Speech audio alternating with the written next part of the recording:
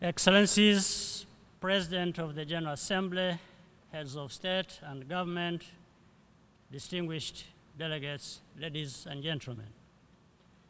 In the past year, the international community concluded landmark agreements on sustainable development and climate change, and renewed its commitment to work together to combat violent extremism. These are the most serious matters before the international community, and our efforts offer the prospect of transforming our world as a whole, not just part of it. After all, the progress of every country is closely linked to the progress of every other, and we all have a role to play. Now is the time for the implementation. We can stay on course if we keep a few things in mind. First, always remember that the ultimate purpose of these efforts is to transform the lives of real people by enhancing their well-being, safely, and access to opportunity. Second, build on what we have learned so far. That means being inclusive, especially of women, because if they are not reaching their potential, then none of us are. I'm proud to be a he for she and urge others to support this important campaign. We have also learned the lesson that technology has to be part of the strategy for achieving all the global goals. Everyone in the world needs to have access to high-speed internet, as the Secretary General's Broadband Commission has advocated. Rwanda is pleased to be associated with this effort, and I commend ITU, UNESCO, for the good work they have done and continue to do. We have also seen the importance of forging meaningful partnerships with the private sector to improve the speed and scale of delivery.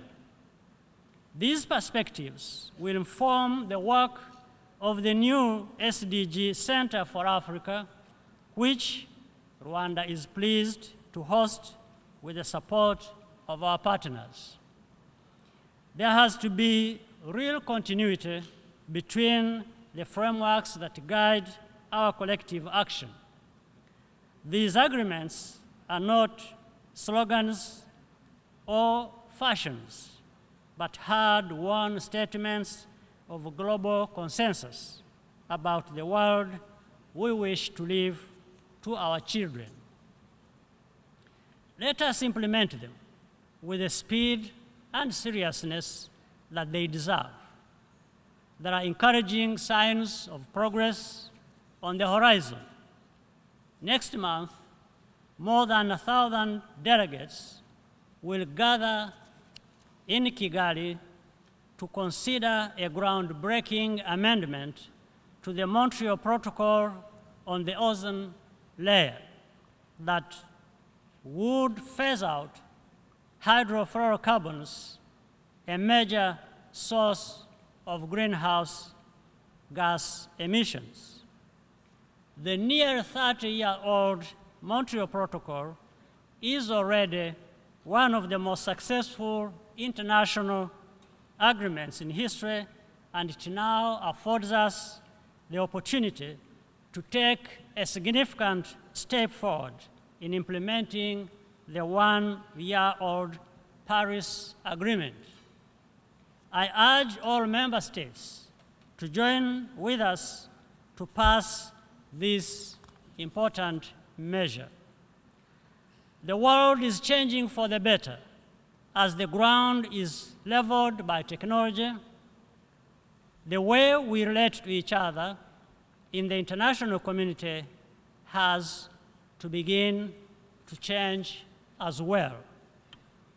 The preservation of international peace and security depends on maintaining a shared vision of the outcomes we want for our world and the values which guide our cooperation. This accounts for the continued relevance and durability of the United Nations. Our collective responsibility for the rights and welfare of refugees and migrants should be seen in this light. The issue must be addressed with consistency and compassion at all times. It cannot become a crisis only when the wealthier countries begin to be affected. Rwanda will continue to play its part.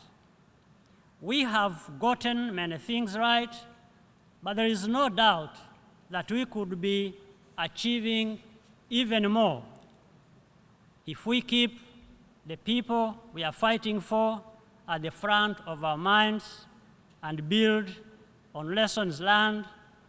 Then there is no reason why we cannot achieve everything we have committed ourselves to. In closing, Mr. President, I would like to thank the Secretary General Ban Ki-moon, who has been a champion of technology and a strong advocate for sustainable development, as well as other matters that have needed fairness, even in the most difficult situations. He has been a voice of reason, and we wish him well. I thank you.